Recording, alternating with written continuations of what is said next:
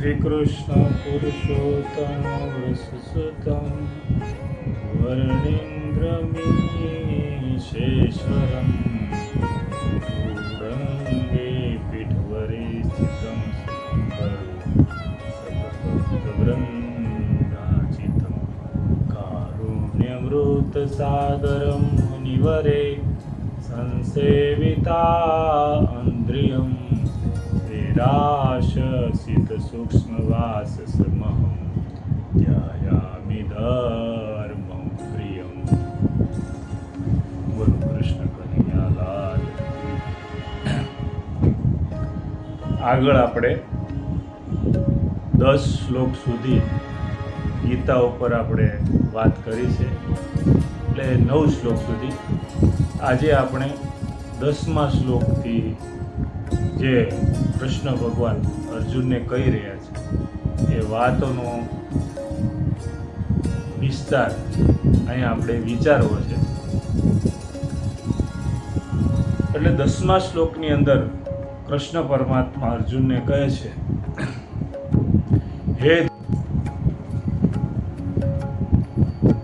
હે ભરતવંશી ધૃતરાષ્ટ્ર, અંતર્યામી શ્રી કૃષ્ણ મહારાજ બંને સેનાઓની મધ્ય શોક કરતા અર્જુન પ્રત્યે મલકતા હોય એમ આ વચન બોલ્યા. હે ધૃતરાષ્ટ્ર, અહીં ધૃતરાષ્ટ્રને માટે ભારત સંબોધન સંજયે કર્યું છે, કારણ કે તે ભારતના વંશમાં જન્મ્યા છે. પરંતુ જ્યાં અર્જુનને ભારત સંબોધન કરાયું છે ત્યાં કેવળ ભરત વંશના સંબંધથી નથી કર્યું, પરંતુ વંશ ઉપરાંત અર્જુનની ભવ્ય પ્રતિભાને કારણે પણ તેને ભારત કહેવામાં આવ્યું છે. આ બંનેના સંબોધન વચ્ચે તફાવત છે. અર્જુન શરીરતા અને ઉત્સાહપૂર્વક યોદ્ધાઓને જોવા બંને સેના મધ્યે રથ રાખવા ભગવાનને કહ્યું હતું, અને ત્યાં આવીને વિષાદમગ્ન બની ગયો.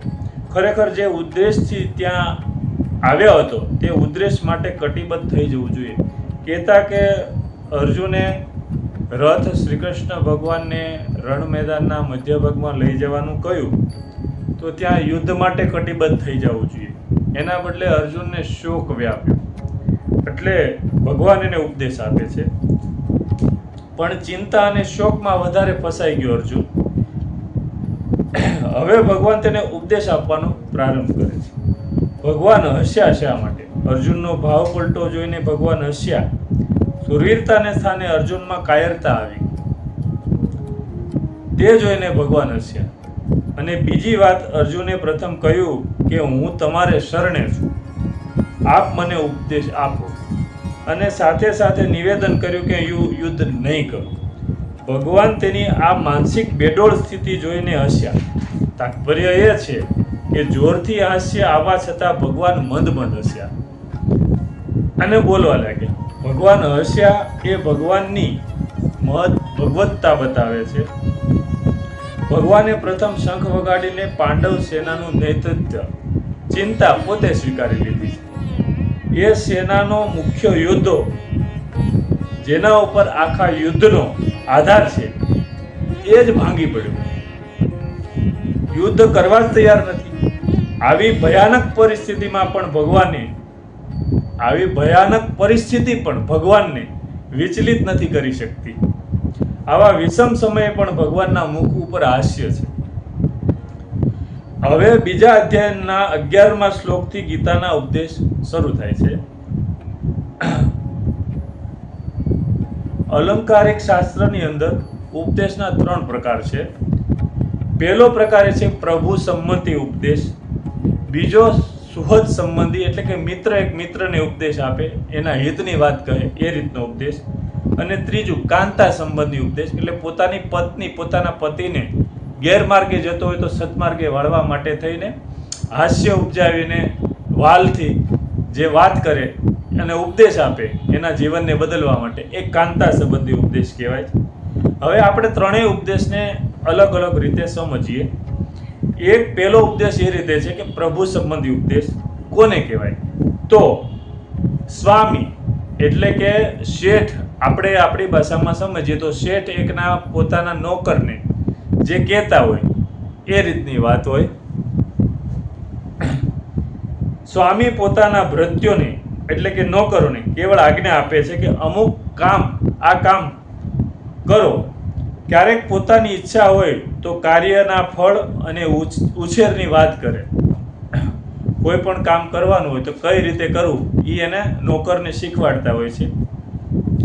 પરંતુ બધી વાત બતાવવી જરૂરી નહીં હોતી અને નોકરોને તે સંબંધી પૂછવાનો અધિકાર પણ હોતો નથી. અને બધું શેઠ શીખવાડતા નથી હોતા. નોકર પાસે જેટલું કામ કરાવવાનું હોય એટલું જ એના શેઠ એના સ્વામી એને શીખવાડતા હોય છે. અને નોકર પણ કોઈ મોટું કામ હોય તો એ શેઠને પૂછી ન શકે કે આ મને શીખવાડો, પણ શેઠની ઈચ્છાથી એને શીખવાડવામાં આવે એટલું કામ નોકરને કરવાનું હોય છે. અને નોકરોનો અધિકાર પણ હોતો નથી કે શેઠને આ કામ પૂછી શકે. આ કાર્ય શા માટે કરીએ?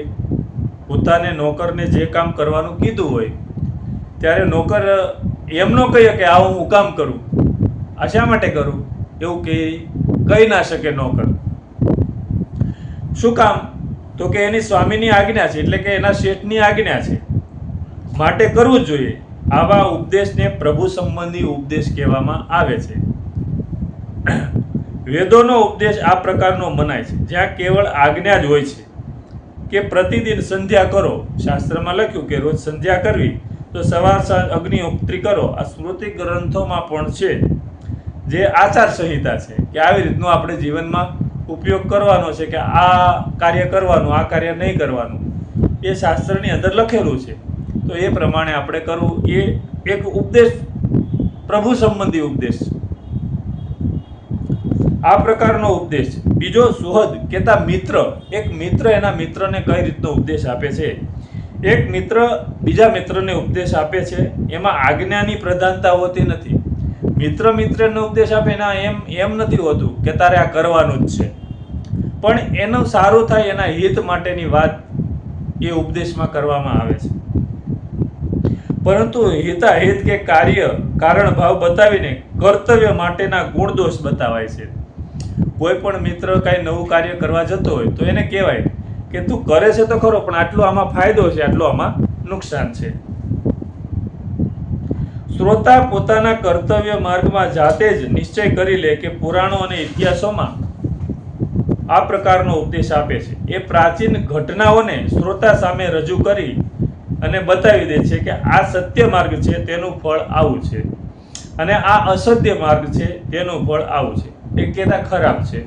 જેમ કે સંપૂર્ણ રામાયણ સાંભળીને આનાથી ન્યાય માર્ગ ઉપર ચાલવાનો ઉપદેશ મળે.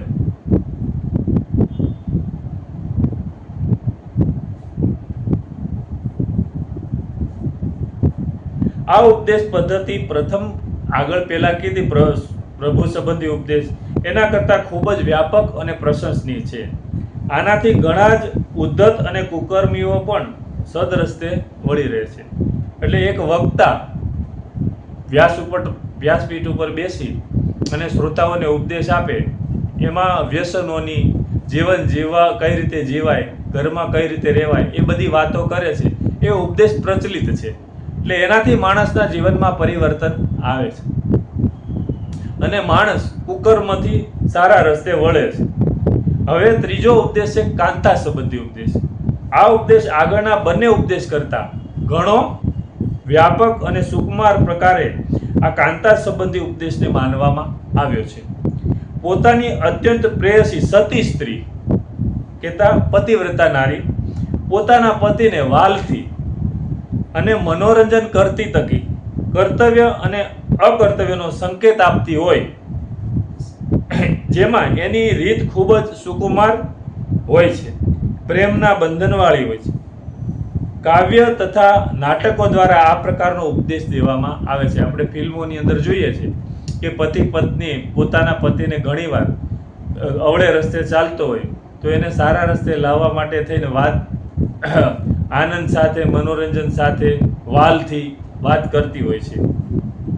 આ પ્રકારનો ઉપદેશ દેવામાં આવે છે. ઉપદેશના નામથી પણ ચીડાતા એવા મનુષ્યને પણ મનોવિનોદ કરીને આનંદ પમાડીને સદરસ્તે આ પ્રકારનો ઉપદેશ દોરે છે. કોઈ પણ માણસ કોઈની વાત ન માનતો હોય તો એના પત્ની આનંદથી હાસ્ય કરીને પણ એને વ્યસન છોડાવવું હોય તો છોડાવી શકે છે. પણ એમાંય પ્રેમ અને લાગણીથી એને કહેવામાં આવે તો કોઈ પણ વ્યક્તિ પોતાના જીવનને બદલી શકે છે. પણ એને ટોર્ચર કરીને કે એને અતિશય ક્રોધ કરીને કહેવામાં આવે તો કોઈને ઉપદેશ લાગતો નથી. આ રસ્તે આ પ્રકારનો ઉપદેશ દોરે છે. ગીતાનો ઉપદેશ બીજા પ્રકારનો ઉપદેશ છે. ઋષિકેશ અને ગુડાકેશ વચ્ચે ચાલતો આ સંવાદ છે. બંને ગાઢ મિત્રો છે.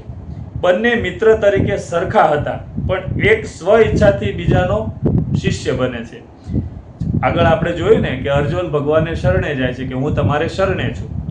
એટલે અર્જુને પ્રાર્થના કરતા જ કૃષ્ણે ગુરુપદ એટલે ગુરુ અને શિષ્ય તરીકેની જે વાત છે એ રીતની કૃષ્ણ અને અર્જુન પ્રત્યે જે વાત થઈ રહી છે એ રણસંગ્રામના કુરુક્ષેત્રના રણસંગ્રામના મેદાનમાં આ રીતે વાત થઈ રહી છે અને પૂરી ગંભીરતાથી વાત થાય છે. શરૂઆત કરી છે અર્જુન શોકવિષ્ટ થયો છે. મનુષ્યને શોક ત્યારે જ થાય છે જ્યારે સંસારના પદાર્થોમાં આ મારું છે અને આ મારું નથી એવું પોતાના કે પરાયાનો વિભાગ કરે છે. મમતા થયા પછી આસક્તિ થાય છે અને આસક્તિથી ચિંતા, ભય, ઉદ્વેગ, સંતાપ આદિ દોષો પેદા થાય છે. અને એવો એક પણ દોષ નથી જે આસક્તિમાંથી ઉત્પન્ન થતો ન હોય. આસક્તિ મતલબમાં કોઈ પણ તમે ઈચ્છા કરો એટલે એમાંથી એની અંદર આસક્તિ થયા વગર રહે જ નહીં. એ સિદ્ધાંતવાદ છે. ધૃતરાષ્ટ્રની દ્રષ્ટિમાં પણ પોતાનું પરાયું હતું. ધૃતરાષ્ટ્રના મનમાં પણ એમ હતું કે આ પાંડવોના પુત્ર છે, આ મારા ભાઈના દીકરા છે અને આ મારા દીકરા છે.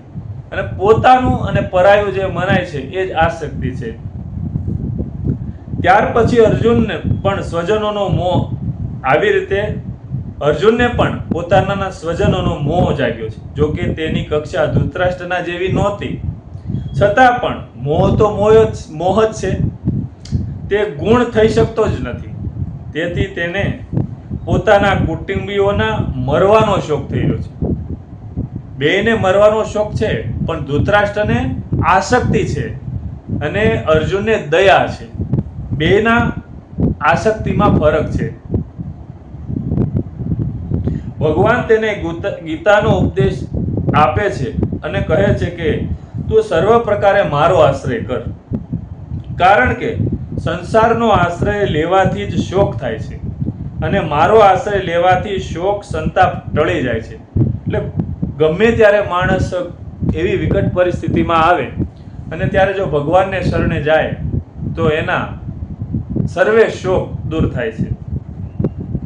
એટલે કૃષ્ણ ભગવાન પોતે અર્જુનને કહે છે કે તું મારે શરણે આવ, તારા હું બધા શોક ટાળી નાખીશ. ઘા લાગે તો દવા લગાડીને, સંબંધી રિસાય તો સમજાવીને સમાધાન કરવામાં આવે છે. પણ માનસિક પીડામાં શું કરવું?